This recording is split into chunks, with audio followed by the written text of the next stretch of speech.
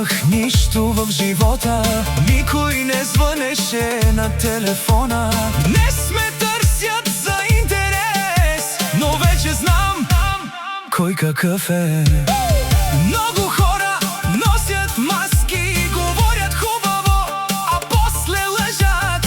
Искат да ме видят слаб, но аз се вдигам пак и пак.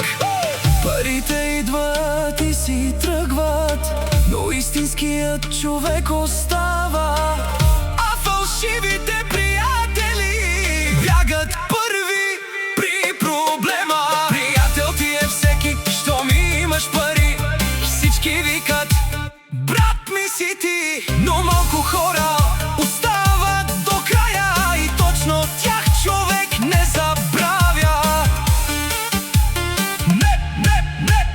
Днес вървя само с чест, защото знам кой е истински човек.